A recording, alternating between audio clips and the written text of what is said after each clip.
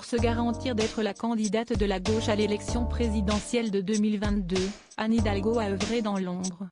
Olivier Pérou a dévoilé dans son livre Autopsie du cadavre, sorti en librairie le 26 octobre 2022, que la maire de la capitale a particulièrement malmené Najat Vallaud-Belkacem avant les municipales de Paris en 2020, craignant que l'ancienne ministre de l'Éducation soit un obstacle à son ambition de tenter sa chance à la présidentielle, comme son nom circulait largement dans la presse.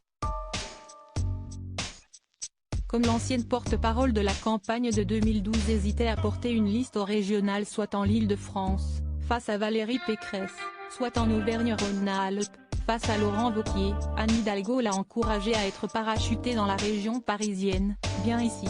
Prends l'Île-de-France. C'est une idée formidable et je t'aiderai. » Pourtant, après cette belle proposition, Anne Hidalgo s'est murée dans le silence, évitant à tout prix Najat Vallaud-Belkacem.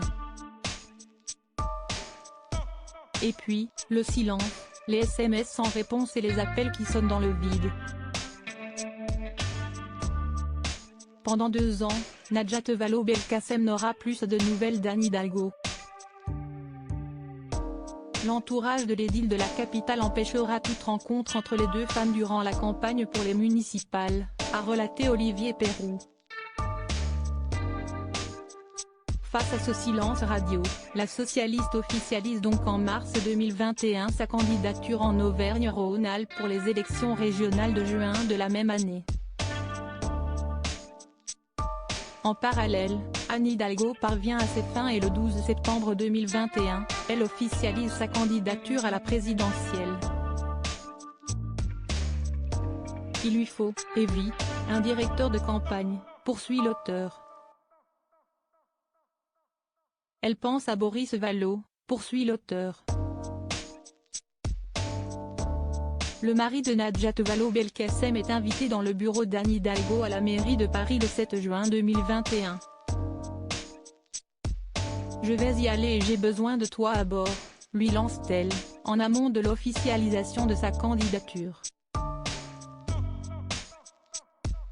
Vallaud est malin, il ne se laisse pas séduire au premier rendez-vous, a indiqué Olivier Pérou. Peu tenté par l'aventure que lui propose la maire, il lui pose diverses questions pour sonder son programme. Je suis flatté, mais j'ai besoin d'en savoir plus sur le projet.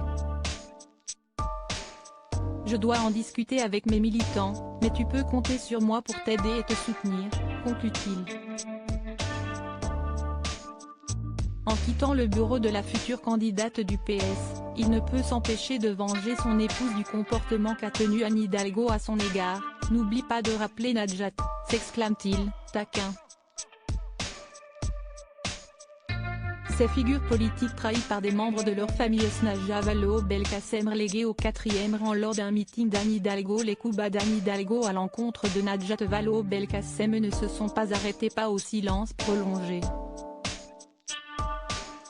En février 2020, Anne Hidalgo réunissait ses soutiens à l'Élysée-Montmartre pour un meeting en vue des élections municipales. Invitée, la femme politique aujourd'hui âgée de 45 ans a été sommée de s'asseoir au 4e rang.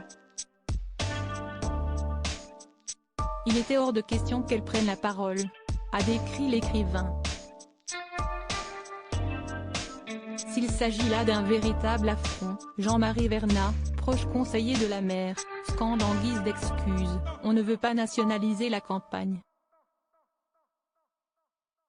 Crédit photo, Goracini Jacobi de Bestimage. Lire la suite de l'article.